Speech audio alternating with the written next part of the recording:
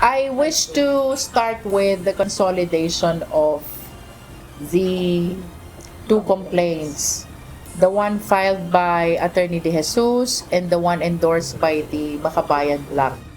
Tuloy na ang gagawing pagpupulong ng House Committee on Justice sa February 2, araw ng Lunes, para sa dalawang impeachment complaints na inihain laban kay Pangulong Ferdinand Marcos Jr. Naipadala na ang abiso ng pagpupulong sa mga miyembro ng House panel. Ayon kay House Committee on Justice Chairperson at Batangas 2nd District Representative Jervil Luistro, kabilang sa gagawing pagpupulong ang kanyang opening remarks. Pagsasalitain din ng mga kongresistang nag-endorse ng reklamong impeachment na sina House Deputy Minority Leader, Pusong Pinoy Party List Representative Jet Nisay at Makabayan lawmakers. Kabilang naman sa prosesong target maisagawa ay ang consolidation ng dalawang reklamong impeachment at pagtukoy sa sufficiency in form and substance. Sinagot ni House Justice Panel Chairperson at Batangas 2nd District Representative Jervil Luistro ang pinakamabigat na hamon para sa kanila sa impeachment proceedings. The most challenging for me is to be able to discharge our function with utmost impartiality and independence, no?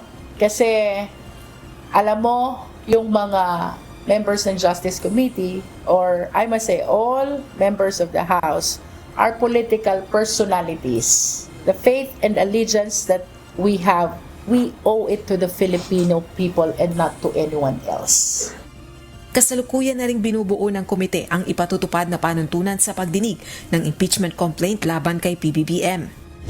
Samantala, tiwala naman ang isa sa mga endorser na si House Deputy Minority Leader at ACT Teachers Party List Representative Antonio Tino na sufficient in form and substance ang kanilang reklamong impeachment laban sa presidente.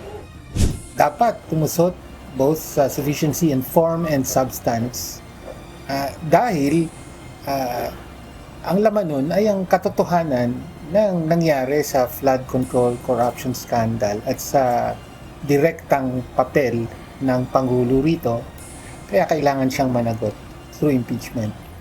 Dagdag pa nito, malakas ang kanilang ebidensya sa pagtataksil ni PBBM sa tiwala ng publiko, kabilang na ang umano'y pagiging sangkot nito sa 100 billion pesos na halaga ng insertions sa 2025 budget at kickback scheme.